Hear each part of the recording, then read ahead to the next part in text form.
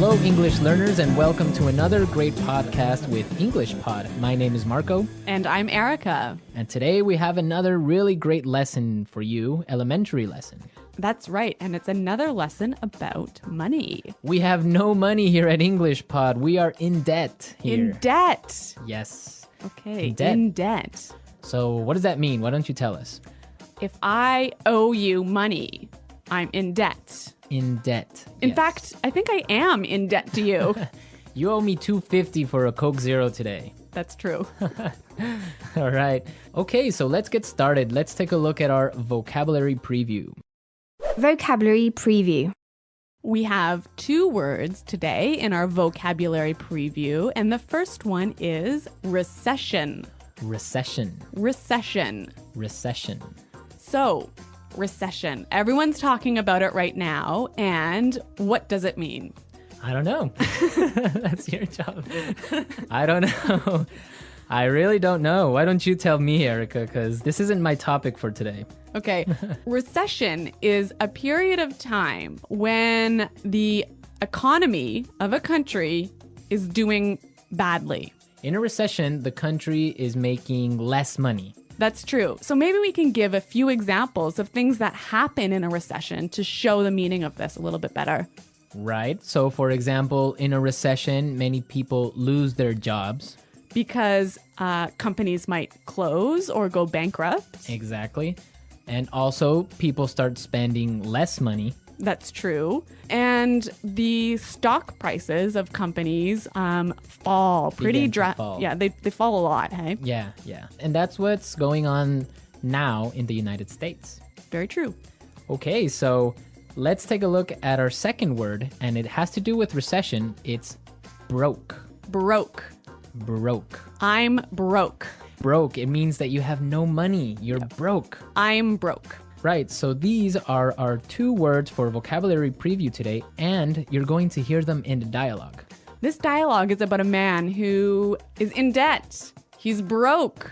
Let's find out what happens.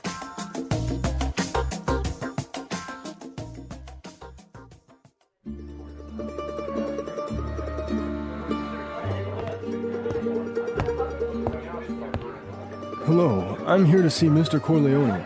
Right this way, sir.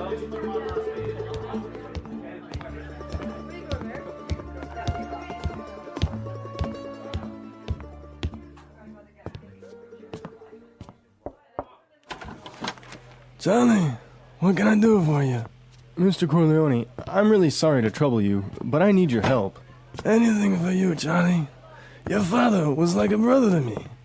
Well, sir, you see, this recession has hit me pretty hard. I lost my job and I'm in a lot of debt. I see. Yeah, you know, I've got credit card bills, car payments, I've got to pay my mortgage. And on top of all that, I have to pay my son's college tuition. So you're asking for a loan? Well, I just thought maybe you could help me out. What? At a time like this? I'm broke too, you know. You're not the only one who's been hit by the recession. I lost half my money in the stock market crash. Go on, get out of here.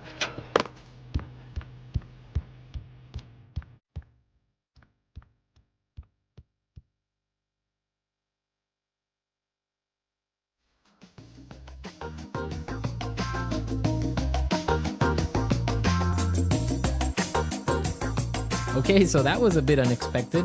Yeah, that was certainly strange. He didn't go to the bank to ask for money, did he? No, he went to the mob, and the mob is broke. Oh no, you know it's a bad recession when even the mob runs out of money. All right, so why don't we start by looking at our language takeaway? Language takeaway. All right, so for today's language takeaway, we have 4 words from the dialogue, which we think are really important. Yes, so why don't we start with the first one? Loan. Loan. Loan. Loan. So Erica, tell us about a loan. What is a loan? Okay, when you borrow money, you get a loan. A loan, yes. Not to be confused with alone, like by myself. No, so this is L-O-A-N. Loan. Right. Okay, great. Let's take a look at our second word, mortgage. Mortgage. Mortgage. Mortgage. Now, this is very common. I'm sure many of you have mortgages. What is a mortgage? A mortgage is a type of a loan. Basically, it's a loan that helps you to buy a house. A house or a property. Yeah. So this is a funny word. I mean, there's this strange mortgage with a T. Yeah, it has a T in it, but you don't pronounce it. You say mortgage. Mortgage. So not mortgage. Not mortgage. Mortgage. Mortgage. Yeah. I had trouble spelling that one for this lesson, so I learned it well now. Okay. Let's move to our third word today. Hit me pretty hard. Hit me pretty hard. Hit me pretty hard. Hit me pretty hard. I think we have some examples that will help us understand this phrase. Example 1. My divorce hit me pretty hard.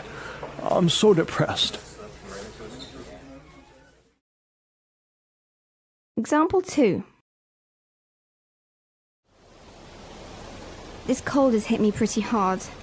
I've been in bed for a week. Example 3. The news of Fluffy's death hit me pretty hard. I've been crying for days.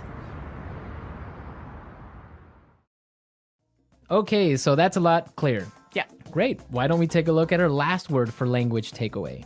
Tuition. Tuition. Tuition.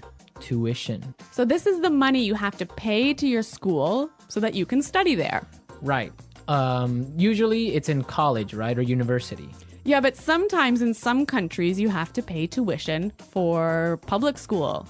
Okay, great. So it's time to listen to our dialogue again, and it's going to be slower so we can listen to all the words that we just talked about.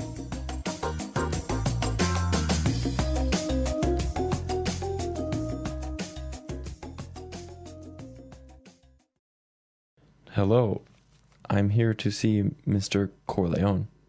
Right this way, sir. Charlie, what can I do for you? Mr. Corleone, I'm really sorry to trouble you, but I need your help. Anything for you, Charlie. Your father was like a brother to me.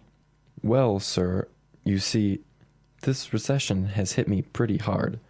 I lost my job, and I'm in a lot of debt. I see. Yeah, you know, I've got credit card bills, car payments. I've got to pay my mortgage, and on top of all that, I have to pay my son's college tuition. So you're asking for a loan? Well, I just thought maybe you could help me out. What? At a time like this? I'm broke too, you know. You're not the only one who has been hit by the recession. I lost half my money in the stock market crash. Go on, get out of here.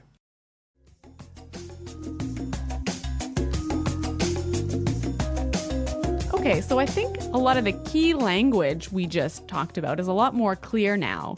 But you know, I also noticed some really interesting phrases in this dialogue. Yes, I did too. So let's start with Fluency Builder. Fluency Builder. Fluency Builder is a tool that we use to help you sound more native. Right, so you can sound more natural when you're speaking. So we take a really common phrase and we show you some great natural ways of expressing that same idea. Exactly, and today we have 3 of these examples. Let's start with the first one. So this phrase we use when we want to ask somebody, "Can I help you?" What can I do for you? What can I do for you? Yeah, that sounds really, really polite and really natural. Right, so instead of saying, can I help you? Or, I don't know, what do you need? We can just say, what can I do for you? Exactly. Great. So let's move to our second phrase. This phrase we use when we need something, when we want to say, I'm sorry to bother you. Or, I'm sorry to interrupt. Okay, let's listen. I'm really sorry to trouble you. I'm really sorry to trouble you. I'm sorry to trouble you. This phrase might be a little bit more difficult to understand how it's used, but we've got some examples. Yes, so let's listen.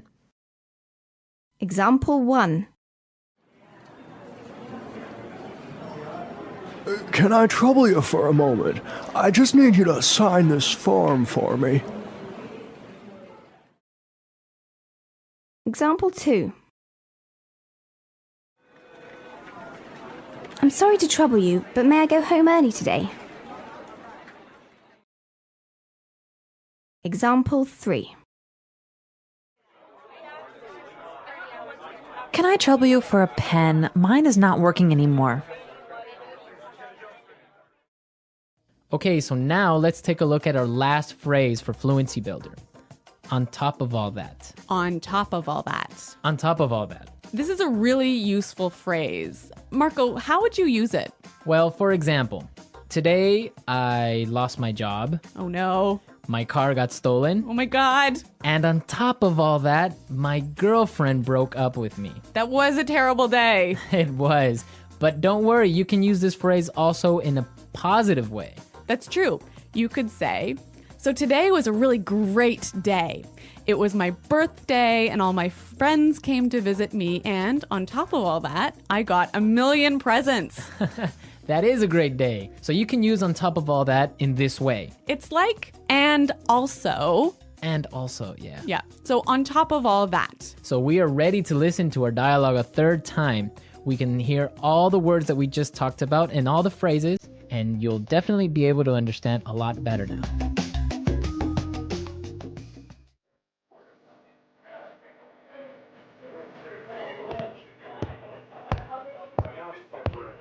Hello, I'm here to see Mr. Corleone. Right this way, sir.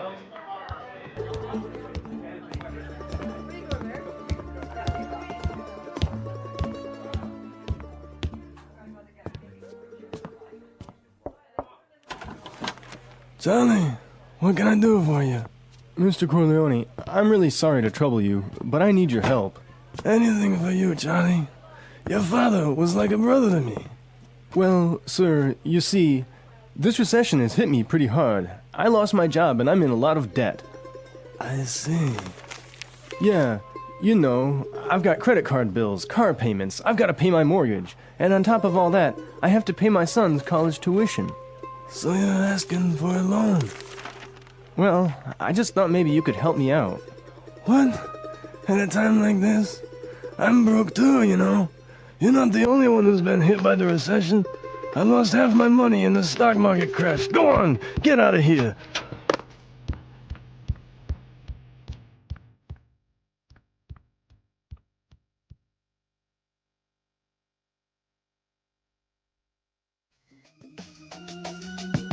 Today's dialogue was all about being in debt, right? Yes. And different people have different attitudes or different viewpoints on being in debt.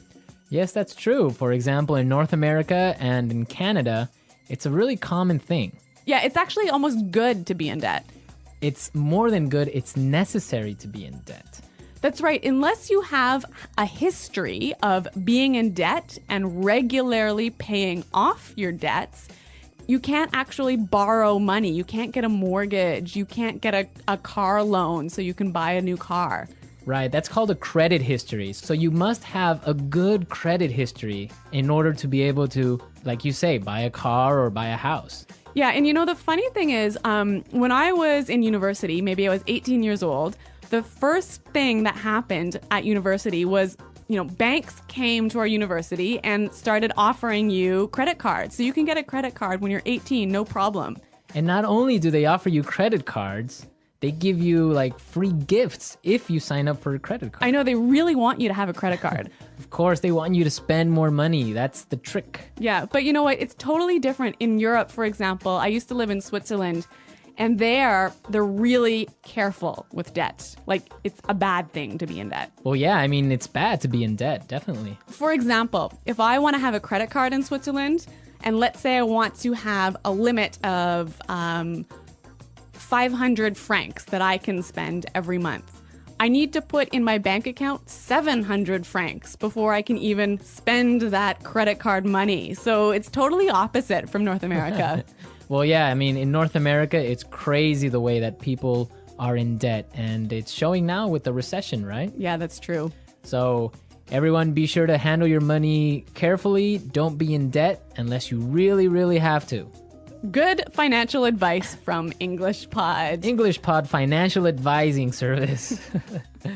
Okay, everyone, thanks for listening. Now remember, if you have any questions or comments, please visit our website at englishpod.com. Right, Erica and I are always there to answer all the questions, and we really like to receive comments and suggestions from all our users, so be sure to go and leave us your comments. Okay, Marco, it's been fun. Yes, it has, but sadly we have to go now, so until next time, it's Goodbye. bye.